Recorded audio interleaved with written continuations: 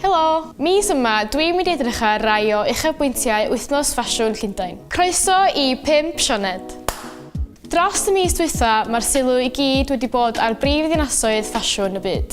Lle da ni wedi gweld llawer o greadigrwydd wrth ymateb i faterion diwylliannol a gwleidyddol. A dyna be ddenodd fy sylw at Llundain. Un o'r digwyddiadau mae pawb yn edrych ymlaen ato yn Wythnos Ffasiwn Llundain yw sioe Burberry.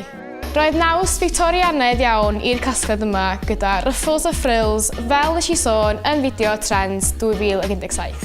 Chydig yn ddiflas oedd y sioe i mi yn bersonol a jyst braidd yn predictable. Ond i fod yn deg, Burberry yw Burberry a maen nhw wedi cadw'n ffyddlon i'w steil. Un o'r sioeau yn sicr oedd ddim yn ddiflas a lwyddodd i godi'n nghalon i oedd casgliad lliwgar y shish.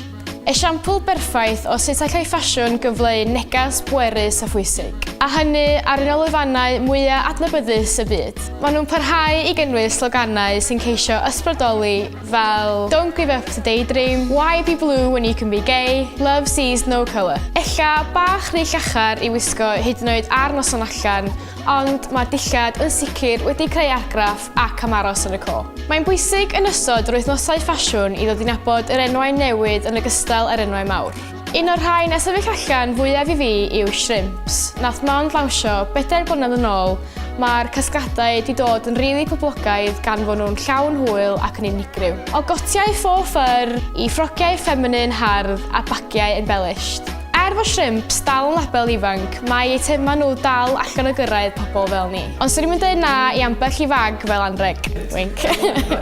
Mae'r ffasiwn sy'n cael ei weld ar strydoedd Llundain yn ystod yr wsos bron rhy mor bwysig ar sioeau eu hunain.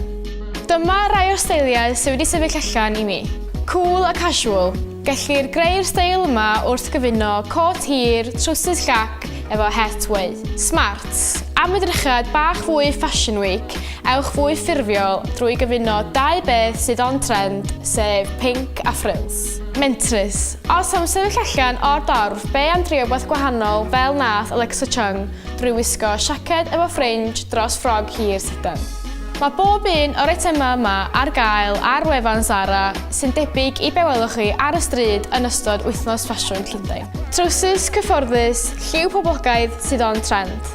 Ffrog swed, syml a rhad i gysidro pa mor aml bwrpas ydi o. Llychedyn cool, dwi'n rili di weld yn unlla arall eto, sy'n ticio lot o foxes o ran siap, defnydd a mae'n edrych yn rili drud.